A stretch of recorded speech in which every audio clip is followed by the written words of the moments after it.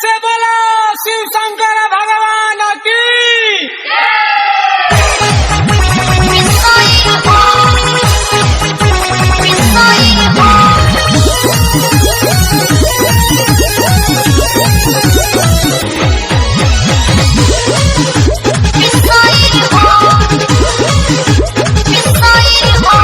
रहल जाला सुखता गला गौरा पीस के दभंगिया पियाई।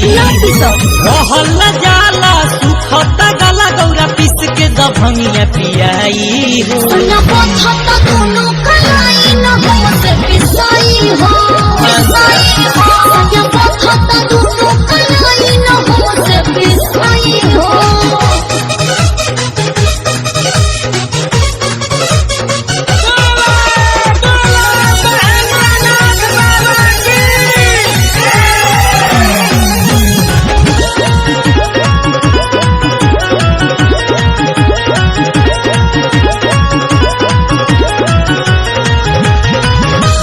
नशा के रहे न पाई एक पले गौरा जी।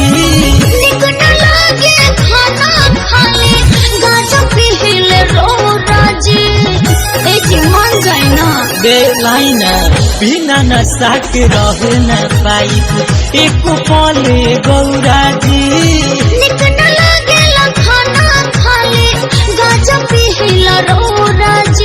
मेवा मलाई मिश्री किसमिस ये हमर मिठाई हो। मेवा मलाई मिश्री किसमिस ये हमर मिठाई हो।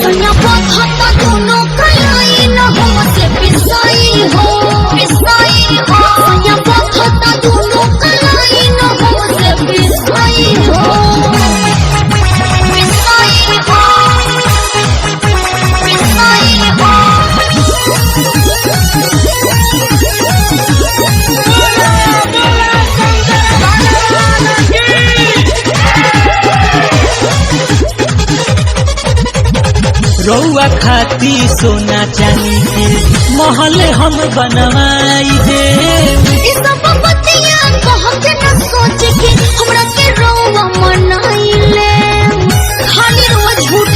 ना हो रौआ खाती सोना चांदी के महल हम बनवाई दे।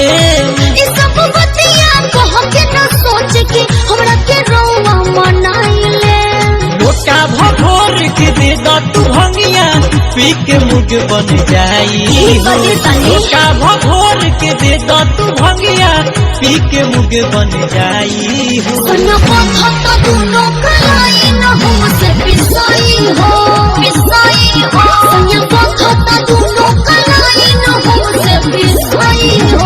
रहल जाला सुखता गला गौरा पीस के दभंगिया पियाई। रहल